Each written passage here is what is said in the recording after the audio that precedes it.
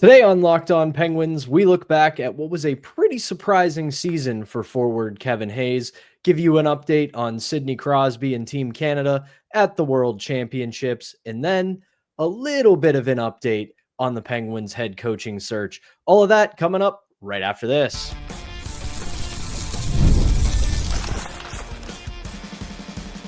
You're Locked On Penguins, your daily podcast on the Pittsburgh Penguins. Part of the Locked On Podcast Network, your team every day. Welcome into a new week on Locked On Penguins. I'm one of your hosts, Patrick Damp. You can follow me across all social media platforms at synonym for wet, joined as always by the one and only Hunter Hodes. You can follow him on Twitter at Hunter Hodes. You can give our show's Twitter account a follow at LO_Penguins. And of course, as always, we appreciate you making us part of your daily routine. Don't forget that we are free and available wherever you get your podcasts, as well as YouTube and the Roku channel. And if you're following us on YouTube, make sure that you've hit the notification button. That way you can be among the first to know when we drop our daily Monday through Friday episodes. This episode, it's brought to you by Monarch Money. Take control of your finances with Monarch Money and use code LOCKEDONNHL at monarchmoney.com for 50% off your first year. Hunter, we're going to continue our season in review series now that we are in the off season today. And we're going to continue it with a player who had a pretty surprising season in his first year as a Pittsburgh Penguin, and that is forward Kevin Hayes. 64 games played, 13 goals, 10 assists for 23 points. And this is a player, in my estimation, that I've gotten some flack for it on social media, especially during the season when they were still playing. It reminded me a lot of when they had Brian Boyle, because you look at the type of game he plays, the type of player that he is, and he's more of a slower playmaker, not quite a power forward, so to speak, because that definition in the modern era has really changed. Power forwards now definitely are a lot more fleet of foot. They're a little bit more able to score, but they play a not very slow, but a slower, more methodical game. And even though Sullivan is no longer the head coach, he did play the full season under Mike Sullivan. And the connective tissue between the two of them was, you look at the way they play the game, it doesn't really fit into what Mike Sullivan would like to play. And yet they both found some solid success as Penguins. Obviously, he's still got a year left on his deal. We'll see if he remains a Penguin all the way through next year. But I will say, his first season, I was very pleasantly surprised with the way he fit into the team. And as far as a 33-year-old bottom six forward goes, 13 goals, 23 points, I can't get too mad at that. I am totally good with the season that Kevin Hayes had. It's funny, you look back to his time in St. Louis, which, a lot of Blues fans were saying, wasn't that good. We're glad that we got rid of him and all that stuff. He had 13 goals, 29 points in 79 games during the 23-24 season. This year, plays in 15 less games, matches the goal total, Pat, has 6 less points in 15 less games. If he plays in the same amount of games, I think he gets closer. I don't think he hits 20 goals. He gets closer to 20 goals, and he potentially matches, if not breaks, that point production that he had in St. Louis. I thought he was totally fine for the Penguins this year. They put him on the top power play unit at times, and was it a bit overboard at times? Yes, I do think Mike Sullivan probably did not need to put him on there for as much as he did during the regular season, but in the minutes that he succeeded, the power play was fairly effective. Like him and Sidney Crosby, at least both as playmakers on that unit, meshed fairly well together. Pat, there is the goal that, remember when he went all the way around the world in the offensive zone, sets up the goal, and it was just like, wow, looked like Sidney Crosby, the school there of just protecting the puck in the offensive zone on the power play. It's still one of my favorite moments of the season for Kevin Hayes. I think for a grade, I would probably give him a solid B. I don't think it was an A or anything like that, but I'd still give him a B. I said heading into this season, I thought he could be a fairly competent bottom six forward, and that's exactly what he was. He fit the role to a T. And they got a second round pick with him in that trade. They got him for future considerations. Like, he met expectations. That's really what it comes down to. I think he exceeded them a little bit. I'm not going to sit here and say he blew all of us away, but at the very least, he met expectations heading into the season. I said that he was going to be a fairly decent playmaker in a bottom six role. I felt like he was. He also provided some depth scoring, which the Penguins really needed this season. Yes, I know they didn't make the playoffs, but they still needed more depth scoring heading into this last season. And I felt like Kevin Hayes accomplished that goal fairly well. Underlying numbers wise, played a little over 600 minutes of 5-on-5 ice time this year. When he was on the ice, the Penguins had roughly 53% of the shot attempts. They also had 52% of the expected goals, 54% of the scoring chances, and 57% of the high danger chances. His underlying numbers this year, very solid on a bad Penguins team. But as you said, we have to see if they bring him back. Pat, he has 1 year left on his contract right now at $3.5 million. He'll be a UFA for the 26-27 offseason. Heck, there's going to be a lot of UFAs that offseason, by the way. Evgeny Malkin, Connor Dewar, Blake Lazat. Well, Connor Dewar's an RFA, but if he signs a 1 year deal, Pat, he'll be a UFA next offseason. But, Blake Lazat, Noah Chari, Danton Heinen, there's a lot of UFAs coming up in the 26-27 offseason. That's why they're going to have more than double the amount of cap space that they'll have this offseason. But still, time will tell if the Penguins decide to keep him for next season. If they do, though, not the worst thing in the world if you want him in a bottom six capacity, maybe eating up some fourth line minutes. I still think you probably want a better third line center at this rate compared to Kevin Hayes. And hey, Tommy Novak is coming back. I think right now he's probably the favorite for that role for third line center. But if you bring Hayes back and he plays fourth line minutes, gives you these types of numbers, it'd be hard to complain about that too. So I thought he was fairly competent, and I would give him right around a B grade for this past year. That's where I am. I think you go with a solid B. Again, you kind of put it perfectly. It's not that he greatly exceeded expectations. He met them and went maybe one step further, because you get 13 goals out of a guy like Kevin Hayes. That is definitely more than you expect, especially given the way his production dropped a little bit in St. Louis. So you were kind of worried that that trend was going to continue into his time as a Penguin. One of the last things I want to kind of bring up about Kevin Hayes when we talk about his role with the Penguins and just his game in general was, you brought up the around the world goal that he had in the last couple months of the season.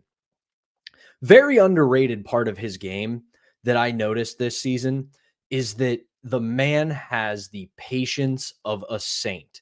And you would not expect that from a bottom six player. Most of the time, you expect a bottom six player to be total go mode. Just everything is full throttle, might skate through the boards if you give them half a chance, is going to make the easy high percentage play, which is just putting the puck deep or making a high percentage pass or just putting the puck on the net. And that really wasn't part of Kevin Hayes' game. And I think that really led to some of the success he had, because if you're an opposing team, now, obviously, they're not going to greatly game plan for Kevin Hayes. That's probably not going to be on their game sheet. But when you think of traditional strategy, getting ready to play an opponent, when the bottom six is on the ice, you're not expecting them to take the puck into the zone, to be patient, to look for the play to develop. And I was greatly impressed with how Kevin Hayes would do that, because you would expect a player of his caliber to do the opposite. So you figure that probably threw a lot of teams for a loop, for the fact that, hey, you got this 6'5", 215 bottom six player, and he's holding on to the puck like he's a 5'11", 180 player who's looking to make a play. And that probably helped him quite a bit in getting to the 13 goal mark and the 23 point mark. Yeah, it was like a very mini version of, like, again, the Sidney Crosby school of puck control on a stick, where the way that he was able to protect it, especially in the offensive zone at times on the power play when Mike Sullivan put him up there, was very good. And again, I had to do a double take. I'm like, wait, this is Kevin Hayes, right? This isn't, we're not watching Sidney Crosby here with how great his puck control is on his stick, especially when he's in the offensive zone on the power play. But again, man, very competent this year. If they want to bring him back, sure, why not? I mean, again, Pat, they're probably not going to make the playoffs next year anyway, so why not? If he has this type of year again, he's a pending UFA, you can flip him at the deadline. Very, very low risk, very high reward to bringing him back where this team is. But for both of us, we land on giving him a B for the season. Thought it was a very solid season for Kevin Hayes with the Pittsburgh Penguins. That'll do it for our opening segment. When we come back, little quick update on the IIHF World Championships and how, who knew, Sidney Crosby just continuing to do Sidney Crosby things. We will talk about that when we get back. But first, we got to tell you about today's sponsor, and that is Monarch Money. Have you ever checked your bank account and wondered, where did all my money go? Between dining out, online shopping, and entertainment, it's really easy to lose track. That is where Monarch Money comes in, your personal CFO, giving you full visibility and control over your finances. Monarch Money, it's not just a budgeting app. It's a complete financial command center. You can track all your accounts, investments, and spending all in one place, so you stop just managing your money and start building wealth. The all-in-one convenience is absolutely the best part of Monarch Money. Rather than jumping between all of your apps, whether it's for your banking, your credit cards, your investments, you name it, it's all right there in the Monarch Money app. That way you can check your finances, track your spending, and plan those long-term goals. So take control of your finances with Monarch Money. Use code LOCKEDONNHL at monarchmoney.com for 50% off your first year. That's monarchmoney.com, code LOCKEDONNHL for half off that first year. Welcome back into the Monday edition of Locked On Penguins. I'm Patrick Damp, right alongside Hunter Hodes and Sidney Crosby, man. Big game that recently against Latvia. Puts up a 3-assist game, gives him 3 points. He was held off the score sheet in the first matchup, but here is the funniest part to me about this game for Team Canada, which they beat Latvia 7-1, which was expected. But Hunter, would you believe me when I say it was a comeback win? Latvia scores first to make it 1-0. And then Canada remembers, oh, that's right, we're Team Canada. And they hang 7 on Latvia. Crosby assists in a first period tying goal from Travis Konechny. Then he gets on the score sheet again in the second period when Kent Johnson makes it 4-1. And then in the third period, talk about a little bit of here's a throwback reference for our Penguins fans, bit of a passing of the baton. He assists on a Macklin Celebrini goal in the third period. So that is who he is playing with right now at the World Championships. But as expected, Captain Canada delivers when they need him to. And he is still one of the best players on the ice. He was fantastic for Team Canada once again. And did you see what I sent you, by the way, on Instagram this morning? He's wearing the same neck guard at the Worlds that he did over 20 years ago in juniors. Again, this is who Sidney Crosby is, people. A creature of habit, someone who is one of the most superstitious people I've ever seen. And he's still wearing the same neck guard that he did 20 years ago. It's insane. And there was another play that also stood out to me during that game. Crosby's getting into a little bit of a scuffle. He's punching a Latvia player a little bit. He actually knocked the helmet off of this player, Pat. And guess who comes to his aid to help him out? None other than Philadelphia Flyers forward Travis Konechny. I'm sorry, man. That felt weird. Considering how much of a rat Konechny is as a Flyer, it just felt a little bit weird seeing him come to Crosby's defense. But hey, everyone here appreciates that. We don't need Sidney Crosby getting pushed around, God forbid, getting hurt at the World Championships, any of that stuff. But once again, he was fantastic. It was awesome seeing him and Macklin Celebrini hook up for a goal because Celebrini, he just had one heck of a rookie season for the Sharks. And hey, Canada's probably, again here, the team to beat, especially with Crosby, McKinnon, Celebrini, etc. Marc-Andre Fleury, I felt like also had a fairly good start. He made some pretty fun saves during that game, man. Flashing the leather a few times. You see him and Crosby have their usual ritual celebration after a win. It was nice seeing that come back a little bit too. So the vibes were pretty good for Team Canada after that game. Yeah, you brought that up, and I was waiting to bring it up as well. I mean, it's kind of hard to believe, just both with time, because of how fast time has passed, that Marc-Andre Fleury is retiring.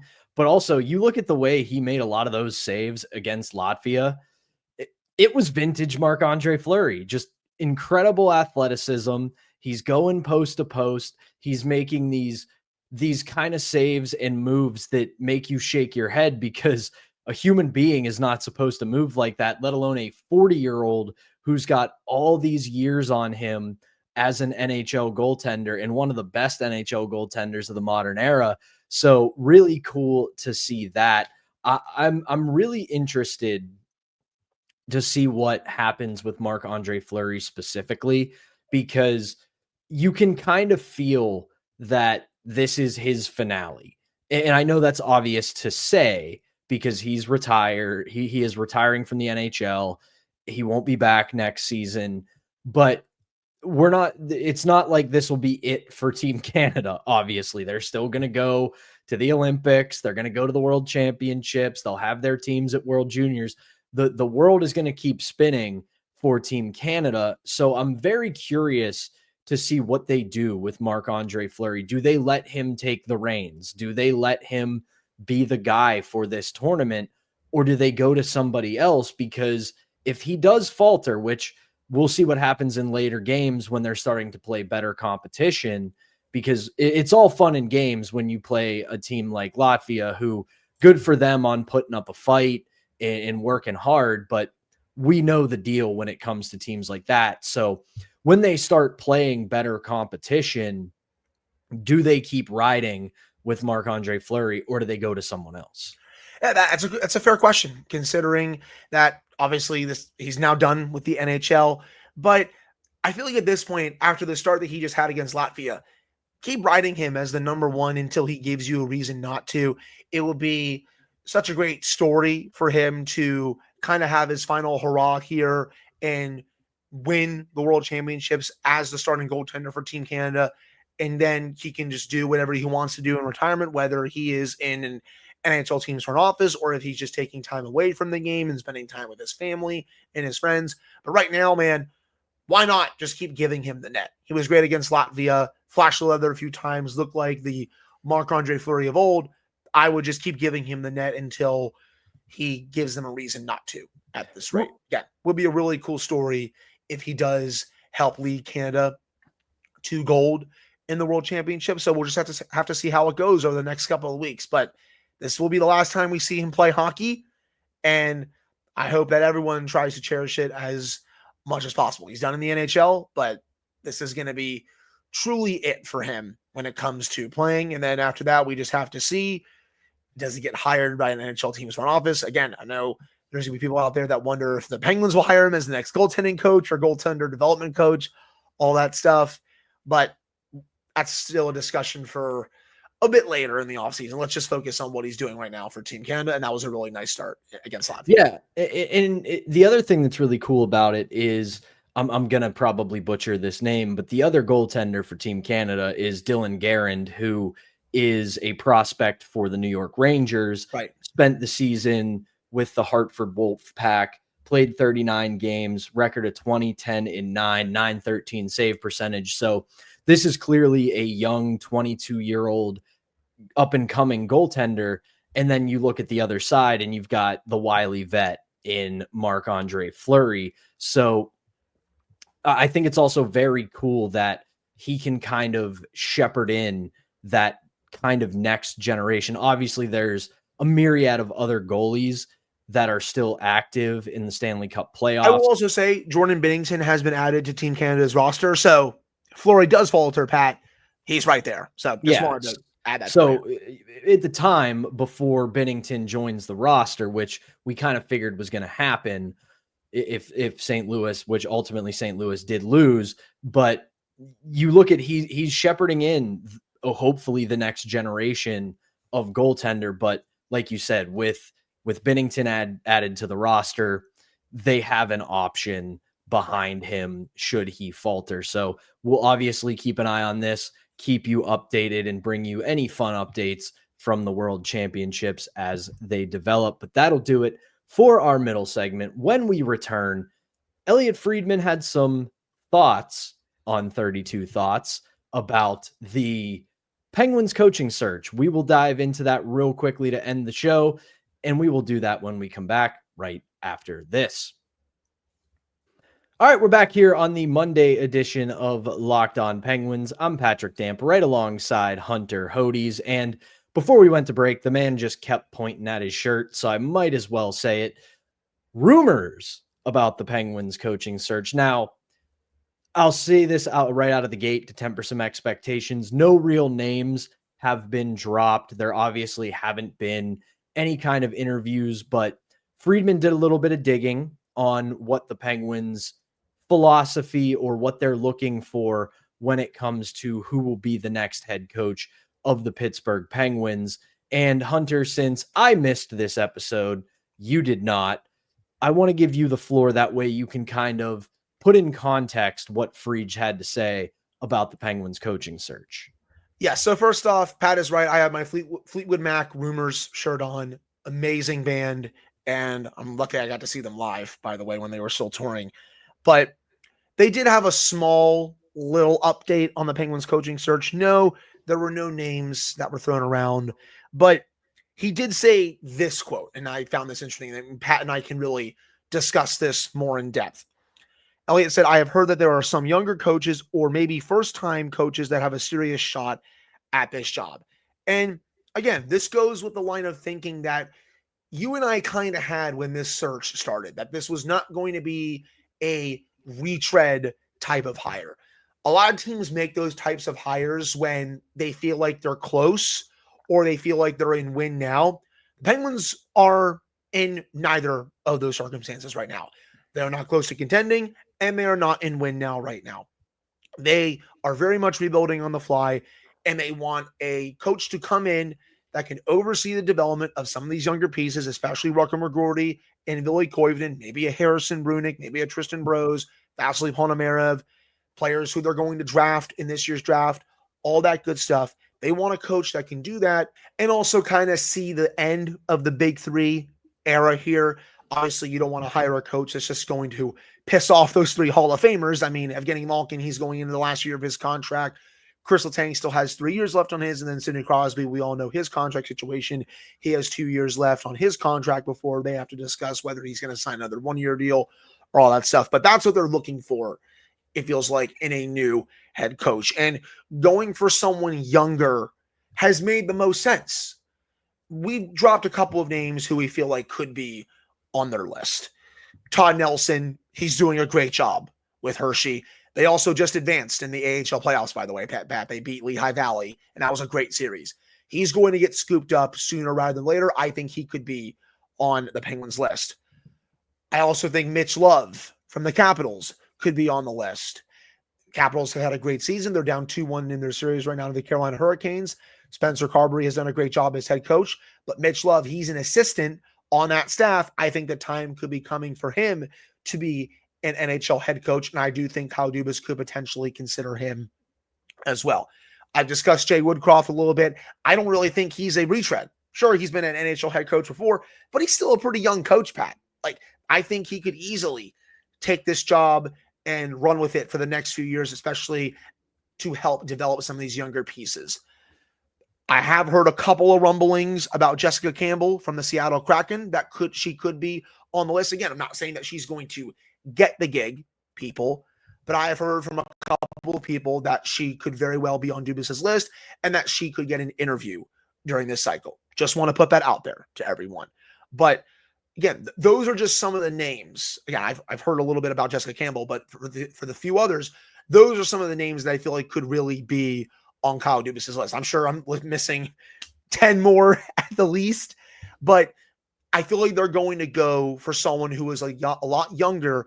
And again, that makes the most sense. You don't need to hire a retread.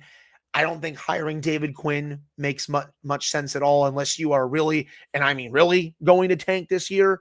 So hiring a younger coach who can come in here and I guess maybe learn a little bit, at least this upcoming season, makes a lot of sense to me. Yeah, one of the biggest things, because I did fast forward through and listen to that part of the show that they kind of discussed was it can be a little bit experimental because this is a very unique situation. One of the things they said was that, originally a lot of the talk was they're looking for their Spencer Carberry. And I don't think they are. It'll be similar in the sense that it might be somebody who's young and upcoming that you've heard the name of the simple, oh, when is this guy going to get a shot kind of guy. But Spencer Carberry was the kind of guy you get in the same mold as, and obviously different situations, different franchises, all that. He very much is in the mold of your Dan Bilesmas, of your Mike Sullivans, where it's a guy who that you're ready to take another step, and he can be the guy to unlock that next step. The Capitals knew that they still had Alex Ovechkin as the greatest goal scorer of all time in a young group that was ready to take that next step.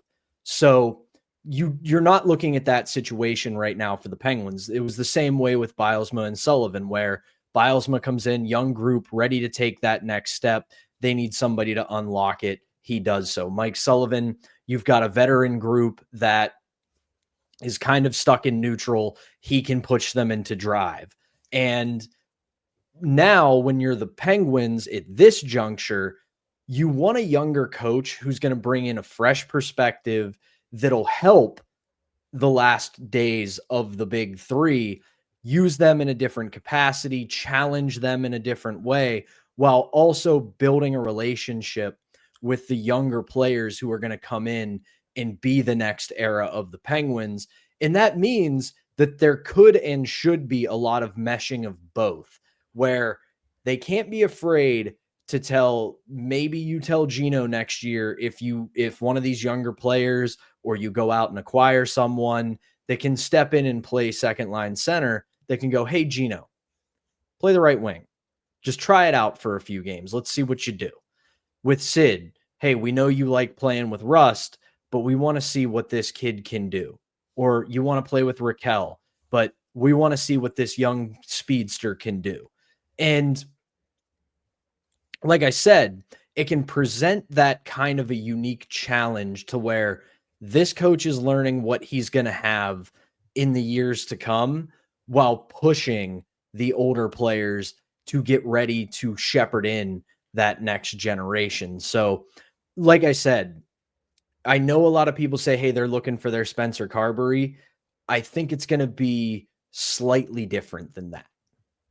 A little bit. I still think, again, they're going to hire a young coach that I don't think will just be here for the next couple of seasons, but I think could be here for the next potentially 3 to even 4 seasons. We've seen Kyle Dubas be pretty patient for a lot of his tenure so far in Pittsburgh. I mean, he was very patient with Mike Sullivan until after this past season when he decided to let him go.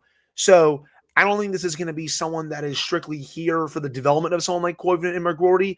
They could see him being like, okay, if you can guide us through these next 1 to 2 years of maybe them not being as good, okay, now ready to kick this into overdrive, make our moves, be aggressive, really aggressive, in the trade market, maybe the free agency market next year. Okay, we want you to maybe usher in at least the first year or two of this team trying to get back to the playoffs.